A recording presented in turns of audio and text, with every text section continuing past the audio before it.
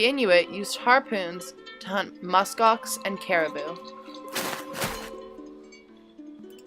Anything from the muskox or caribou that was not used for eating, they would skin and turn to coats for the cold winter.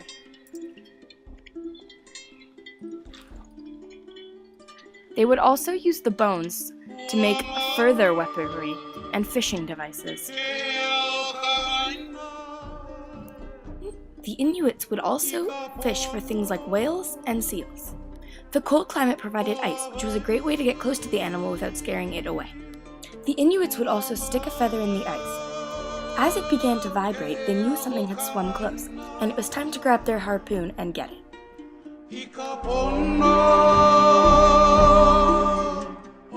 The Inuits spoke to each other through storytelling and dancing. During the cold winter months, they were often forced together for warmth and protection from the storms. This was a time when they would tell stories that were passed down by generation.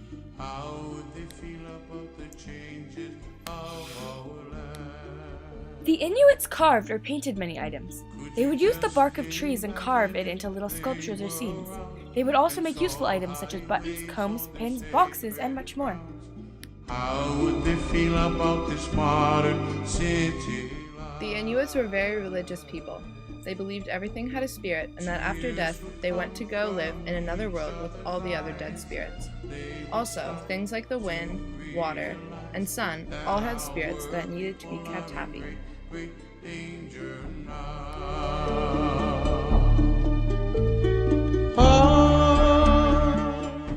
They believed that if these spirits were disturbed or upset by their actions, they would be punished by sickness or misfortune. The Inuits followed a set of rules that were thought to keep the spirits happy. One thing that they would do was after the husband had killed the animal, the wife would pour it a drink and drizzle it all over the animal's body. And then yet you'll find. In cold winter months, where there was lots of snow, the Inuits made sleighs that would be pulled by dogs. Each household would typically own 1 to 2 dogs. They would team up with other dogs to create a sleigh pulling team of about 10 dogs. Because of the geographical factors in the Arctic, the Inuits had to adapt to the snow and use it to their advantage.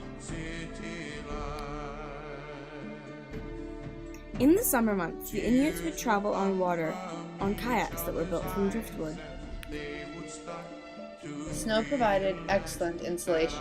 In a climate where it dropped to well below negative 30 degrees Celsius, shelter, especially overnight, was crucial.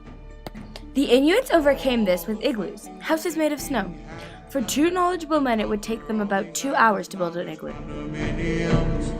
How would he feel if he saw?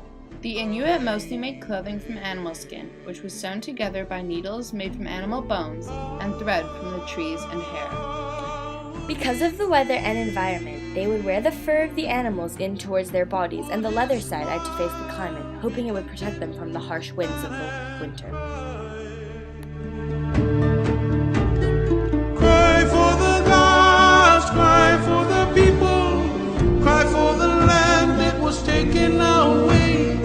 And then As Europe was much more advanced in technology than the Inuits were, there was a great leap ahead in that area upon their arrival. For example, the old-fashioned harpoons that had been used for so long to hunt animals was replaced by the handgun.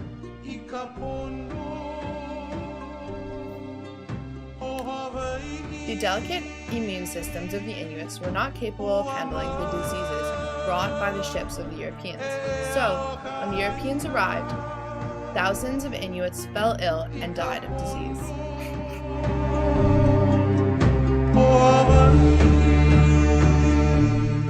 With the Europeans came bloody massacres against the otherwise peaceful and coexisting Inuits.